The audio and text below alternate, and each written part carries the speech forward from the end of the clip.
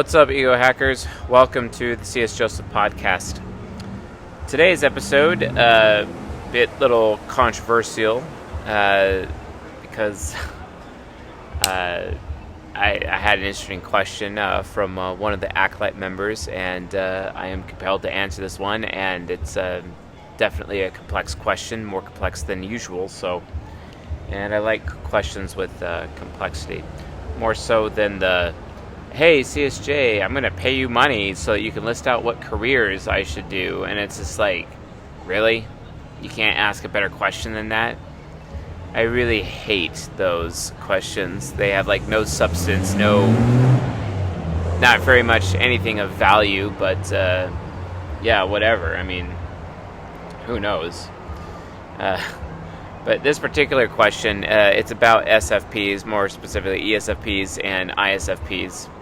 And some of the things that they do in their life with friends, family, people they're intimate with, and ultimately it's one of their habits and helping them determine or measure out whether or not a particular person is of any value to them, and which is fascinating if you think about it. Very fascinating. So, but yeah, gonna light up a ye old Laranja here that I enjoy muchly. So I love me some Laranja, especially the orange ones, because they taste like creamsicles. Amazing.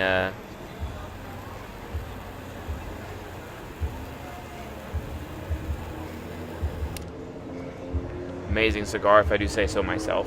It's incredible.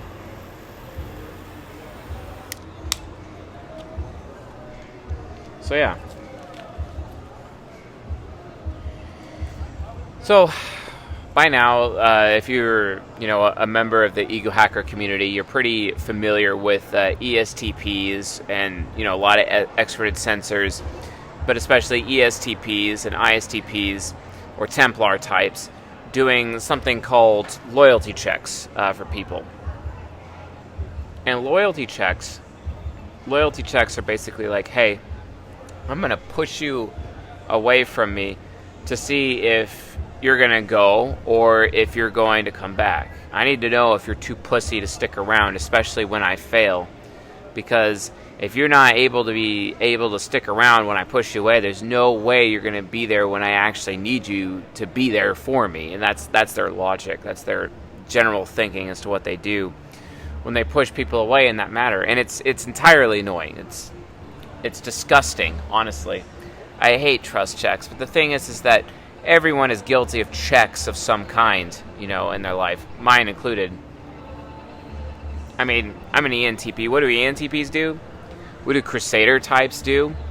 Crusader types have this thing where we do trust checks.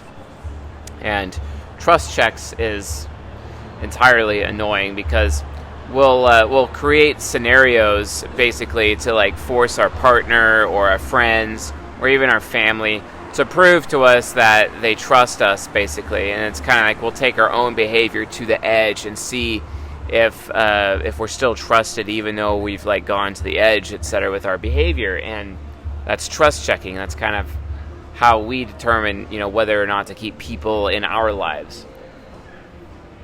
And it's especially common amongst envy types, ISFJs and ENTPs. We're all about the trust checks. Then the Wayfarers. The Wayfarers have a way of doing things, in as much as the Philosophers have a way of doing things. I bet you figured out already with the Philosopher one. I've slightly hinted at it in other videos, and it probably deserves an entire video in of its own right. I mean, it does. But basically, it has to do with making people jump through hoops, right?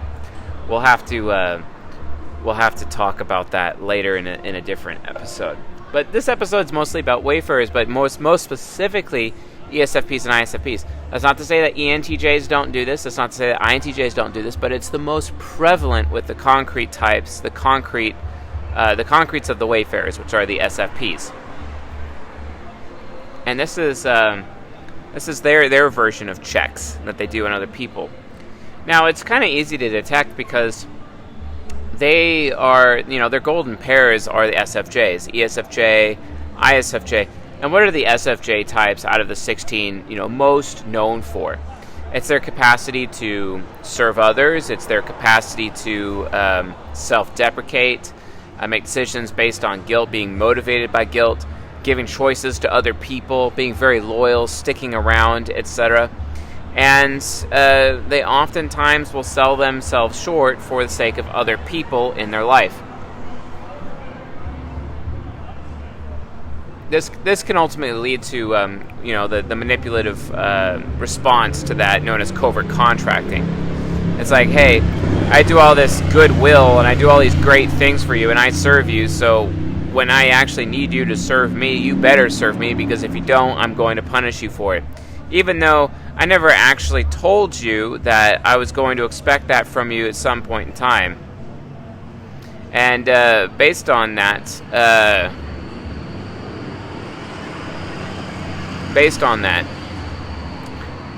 it's a form of entitlement, ultimately, covert contracting. I mean, if you're going to do someone a favor and expect something in return, you're being really transactional. This is a constant discussion that I have with Railgun on a regular basis, actually, because I'm trying to teach her that, give and it shall be given to you. Sometimes you do people favors for the sake of just doing them a favor, not because you expect something in return. And oftentimes what I've noticed is that SP types, especially STPs, because they're extroverted feeling, STPs often do people favors and they expect immediate return on that investment. They expect an immediate favor. Well, the SFJs, they do favors for people, but then they expect a long-term favor later, and they oftentimes don't even tell people of that long-term favor. This is known as the form of manipulation, known as covert contracting, which we have discussed heavily. In the Virtue and Vice lectures within Season 7, Part 1, which is an available playlist here on the YouTube channel, I actually go into this at length in the ESFJ episode, which I believe is Season 7, Episode 5.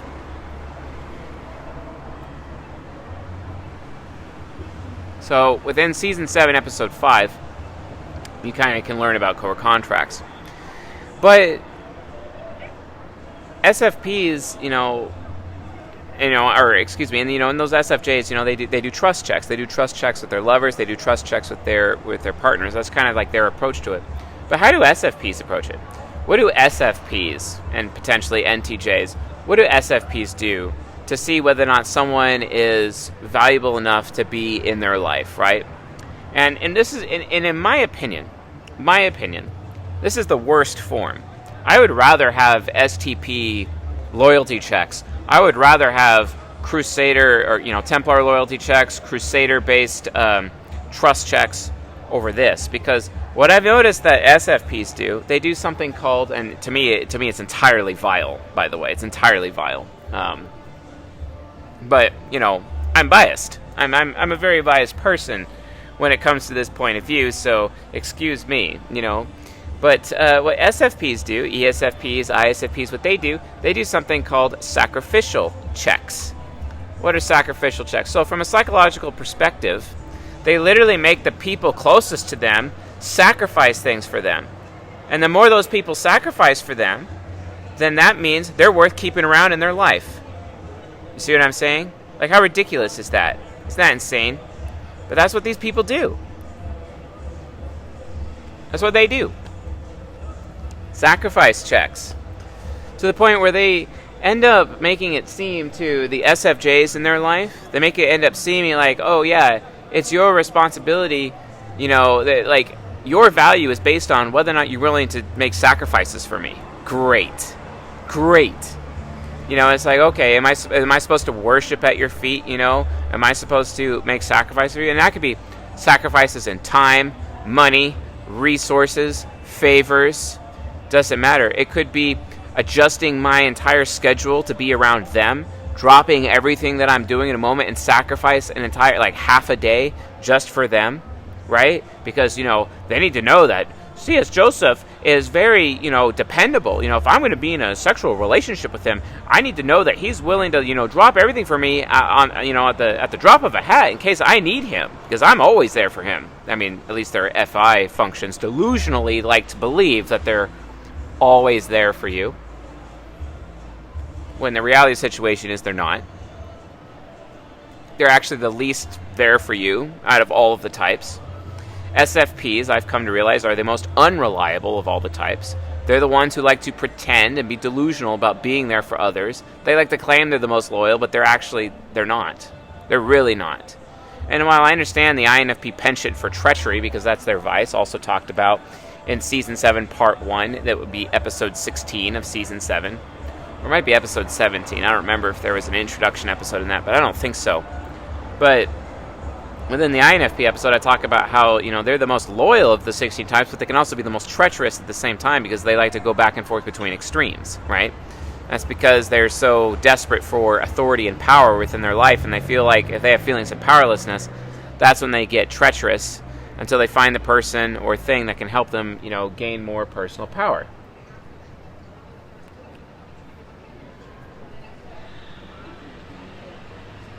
So, that's fair. But for me to have to, if I'm to quote earn, which is a lie, the affections of an SFP, for example, an SFP woman, basically, her doing sacrifice checks on me to to see hey, if you're willing to, sacrifice for me, then you're a cool dude. You're someone worth keeping me around. And to which I just balk at that. And I'm just like, you are entirely ridiculous. You have to understand that it is a privilege for myself to be in your life, not the other way around. I am not privileged because you are in my life. You are privileged because you are in my life. And the idea that I have to go through some bullshit sacrifice checks in order for you to even like me is ridiculous. And it's funny because SFPs in my life will be the ones to complain that, oh, you're not there for me. You're not willing to bend over backwards for me. You're, I invest in you and I'm not getting much return on my investment. This is bullshit, And I'm just like, excuse me? I've given way more to you than you've given to me. It's not my fault that you constantly forget about all of my contributions to you and only remember your contributions to me to the point where, and even then, sometimes you don't, but, So from an SFP point of view,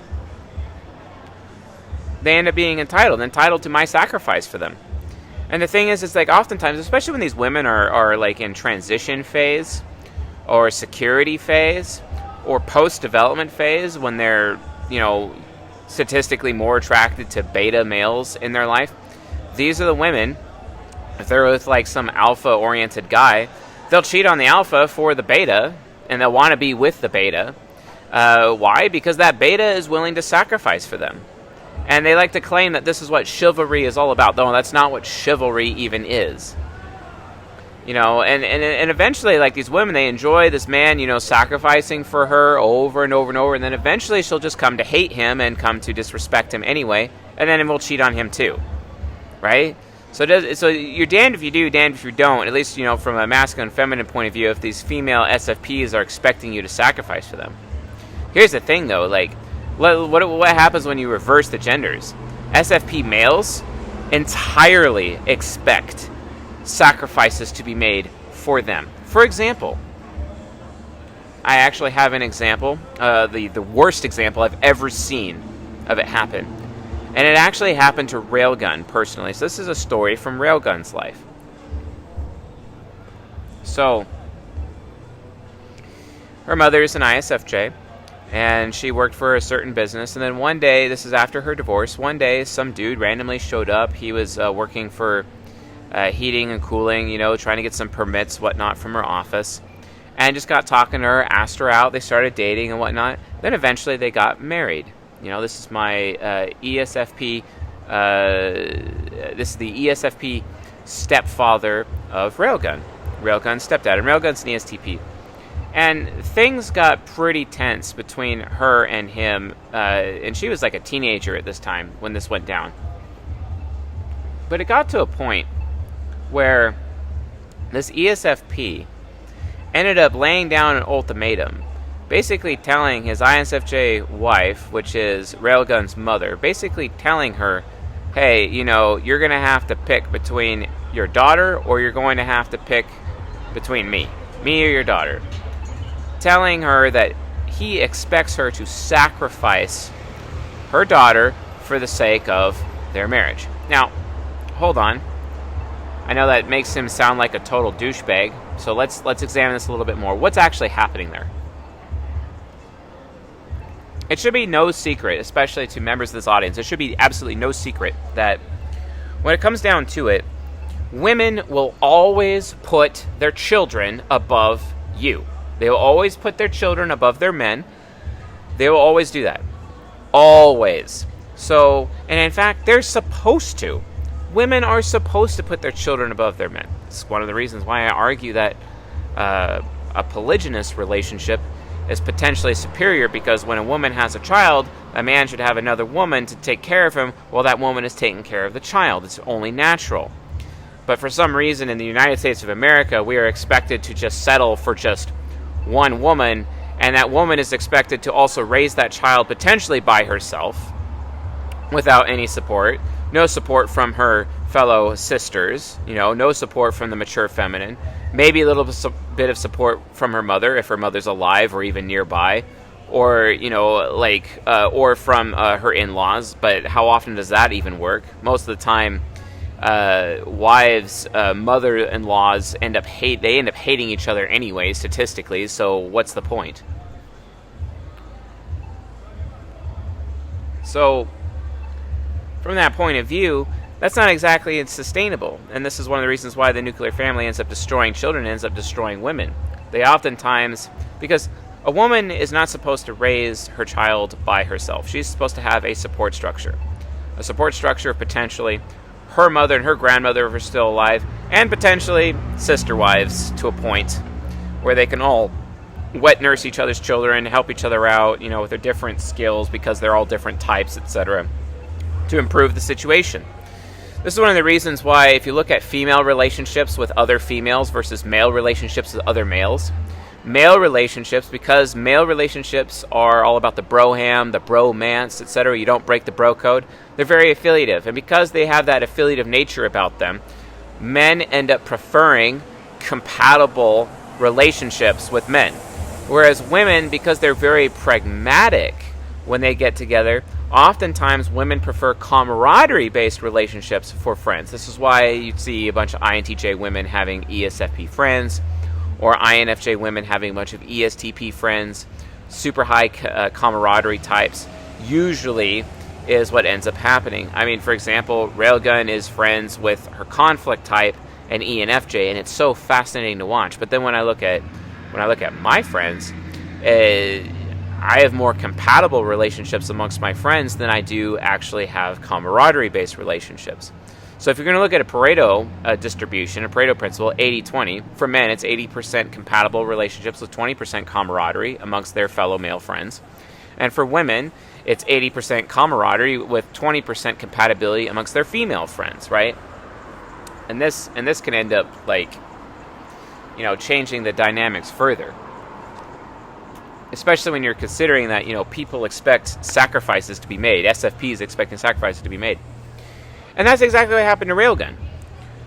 That ultimatum was given to her mother, and her mother, who didn't want to lose out in her second marriage, ended up, fighting pretty hard for her daughter, but ended up actually, kicking out Railgun from her home. And that was, it's a really rough, sad story, and she ended up couch surfing for a while she was a teenager, right?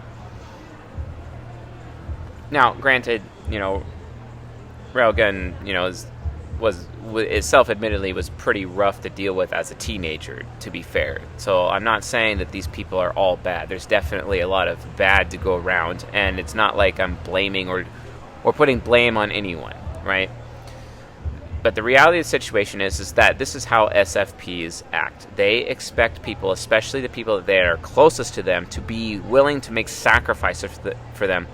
And sometimes they get insecure about whether or not people closest to them are willing to do those sacrifices for them. So they test other people by making those other people make even arbitrary sacrifices. Completely arbitrary sacrifices. Just to test the relationship. Just to see if those people are loyal enough to be willing to take a hit for them, basically.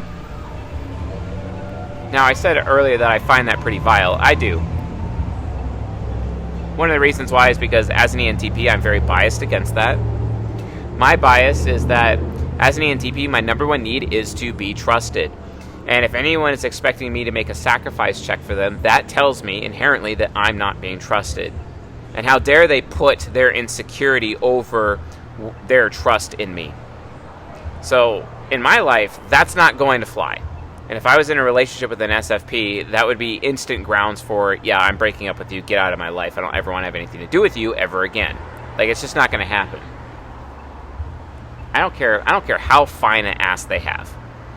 I don't care if they have the most perfect tits in the world. They're out of my life. They can't do that to me. But that's not to say that they don't do it to other people. I mean, just because I have boundaries and I enforce my boundaries doesn't mean other people, men or women, are going to do that. It doesn't mean it's going to happen, always.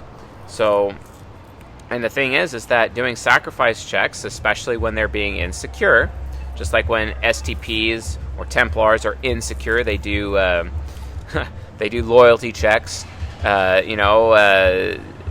to find out if other people can do favors for them, or stick around when they fail, etc. Loyalty checks, right? Or when Crusaders are insecure, they end up doing trust checks, right? Well, for the Wayfarers, especially the SFPs, it's all about sacrifice checks. It's like, are you willing to take a hit for me? Are you loyal enough to take a hit for me? Even if I'm completely in the wrong, or even if it's completely arbitrary, I need you to prove yourself to me. Even if that means you have to cut your leg off. No, that's hyperbole, obviously. That's an exaggeration, but the spirit of what I'm saying is still present, right? It's still present. And that's the thing about people, folks. You got to realize that no one is better than anyone else. Everyone has their own bad habits and their hang-ups. Trust checks, sacrifice checks, loyalty checks. Everyone has some kind of check for relationships. I'm just revealing to you folks now what the SFP one is. It's super important. So anyway, folks, thanks for watching, and I'll see you guys in the next episode.